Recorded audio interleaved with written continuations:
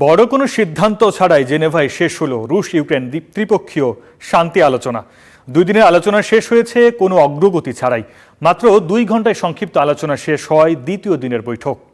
কোনো চুক্তি বা শর্ত পৌঁছাতে পারেনি দুই পক্ষ। তবে আলোচনায় অগ্রগতির কথা জানালো রাশিয়া।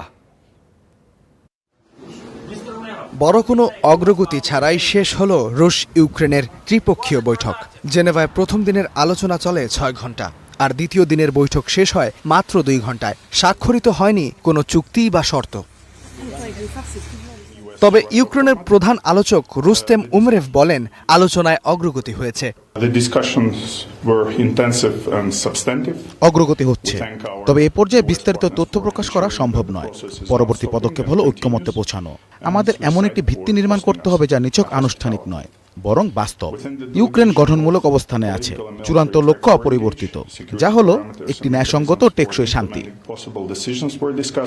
রুশ পররাষ্ট্র মন্ত্রণালয় বলছে, তাদের প্রতিনিধি দল কাজ করেছে গত বছর আলাস্কায় প্রেসিডেন্ট ভ্লাদিমির পুতিন ও মার্কিন প্রেসিডেন্ট ডোনাল্ড ট্রাম্পের বৈঠকে গৃহীত বোঝাপড়ার ভিত্তিতে।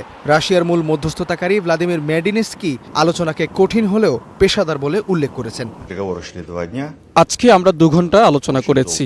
আলোচনা কঠিন হলেও ছিল পেশাদার। শীঘ্রই নতুন বৈঠক অনুষ্ঠিত হবে। এদিকে যুক্তরাষ্ট্র বলছে, আলোচনায় অগ্রগতি আছে, ভবিষ্যতে আরও আলোচনা হবে। আলোচনায় তাৎপর্যপূর্ণ অগ্রগতি হয়েছে। উভয় পক্ষই নিজ নিজ নেতাদের সর্বশেষ অবস্থা জানাতে ও শান্তি বাস্তবায়নে একসাথে কাজ করতে সম্মত হয়েছে। তাই ভবিষ্যতে আরও আলোচনা হবে। তবে সন্তুষ্ট নন ইউক্রেনের প্রেসিডেন্ট ভলোদিমির জেলেনস্কি। আলোচনার ফলাফল যথেষ্ট নয়। সামরিক বিষয়ে আলোচনা হয়েছে, তবে সংবেদনশীল রাজনৈতিক বিষয়গুলো, সম্ভাব্য ছাড়ের বিষয়গুলো যথাযথভাবে আলোচিত হয়নি। বিশ্লেষকদের মতে, সীমিত অগ্রগতি হলেও গুরুত্বপূর্ণ ইস্যুতে গভীর মতপার্থক্য থাকায় বড় ধরনের সমঝোতার সম্ভাবনা নিয়ে অনিশ্চয়তা রয়েই গেছে।